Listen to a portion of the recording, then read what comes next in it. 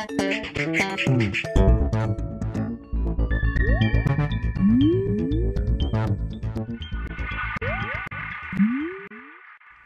everyone and welcome to the Vortex, where lies and falsehoods are trapped and exposed. I'm Michael Voris.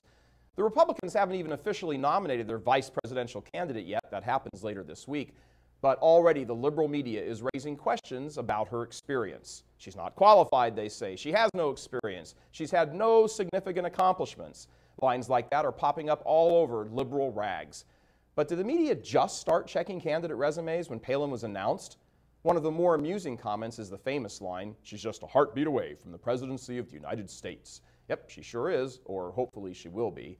Now the media have set themselves on a course here that can only end in twisted tongues and excuse-making for them. Why are they so focused on the supposed inexperience of the number 2 on the GOP ticket, and yet are in a haze of silence about the vastly greater inexperience at the top of the Democratic ticket? A vote for McCain may put someone with little experience a heartbeat away from the Oval Office, but a vote for Obama definitely will. Voting for Obama ensures that the most inexperienced of all 4 candidates is actually sitting in the Oval Office. The hypocrisy on the part of the traditional networks and newspapers is beyond shameful. Come on, fellas, just say it. Come out and say it. We all know it anyway. You want Obama to win because he supports policies you support, and there's no shame in admitting that. We all know it anyway. Most of you are irreligious, hedonistic secularists and don't like anything that smacks of objective morality. Fine, just say it. At least you'd garner some respect. As it is, most of you continue to garner nothing more than pink slips as your viewership and readership continues to plummet, partially as a result of your biased in the tank down with the Dems reporting, or better stated, campaigning. You want Obama to win. Fine. Take one of 2 courses. Fess up about your agenda, like we do here, it's called integrity, or be balanced in your reporting despite your feelings. As it is, you're not balanced, but you still try to insist you are. And no one believes you. That's why millions of people continue to turn you off and trek over to the new media, people like us, because they've suspected for decades that you are a bunch of propagandists. So, let's use the coverage of Sarah Palin being picked by McCain to see how balanced you've been. The big issue raised by the left-wing media is her experience. Fair enough. Experience is very important. The GOP vice presidential nominee does not have much. She's only 44. But why barely a word about the Democratic presidential candidate having virtually none? Obama and Palin are not running against each other directly. One is running with no experience for top dog. The other is running with more experience for a job once described by a sitting vice president as not worth a warm bucket of spit. He actually used another word that rhymes with spit. A vice president's main job is to be ready to become president. A president's main job is to be president. When McCain announced Palin last week in Dayton, every newsroom in the country had editors and reporters and producers running around in circles, throwing papers, yelling, screaming, "No experience, no experience, small-town mayor." Have they looked at Obama's resume? First, he's 47 years old.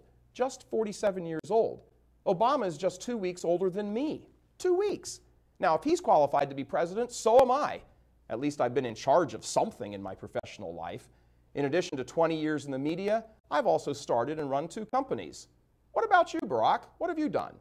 Not much. Even your own vice presidential pick, Joe Biden, says you don't have enough experience to lead America. I say, if people can vote for you, then they should vote for me. We're only 2 weeks apart in age, Obama and me. Both of us were born in August of 1961. You spent time overseas as a child. So did I. My father was in the U.S. Air Force, and we lived abroad for a good number of years. You were a community activist in your younger years near Chicago. So was I. I organized student groups while at Notre Dame. You haven't finished 1 term in the U.S. Senate, and neither have I. So today, ladies and gentlemen, I happily announce my candidacy for President of the United States.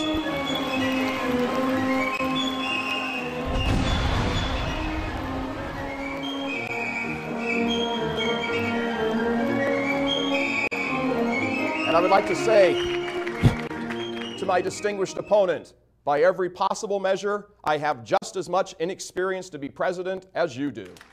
The list of Obama's non-accomplishments is mightily impressive. He's never authored any legislation in the U.S. Senate. Of course, that's not hard to do when you're actually not there because you spend your time running for president. He's never had any executive experience. His foreign policy experience is limited to trips with his mom when he was a child. That's another thing he and I have in common. And forget about the Joe Biden has foreign policy experience cover-up. Joe Biden isn't running for commander-in-chief. Barack Obama is. Joe Biden, by the way, is just a handful of years younger than John McCain. Matter of fact, a few months difference of when each of them was born, and they would have been in high school together. So the media harps on John McCain's age and ignores Biden's advanced years. They prattle on and on about Sarah Palin's lack of experience, which isn't true, by the way, and totally ignore Obama's inexperience.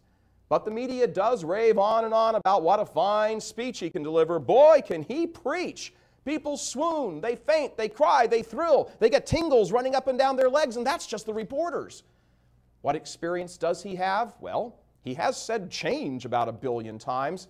Ladies and gentlemen, there is no one in the United States more experienced at saying change than Barack Obama.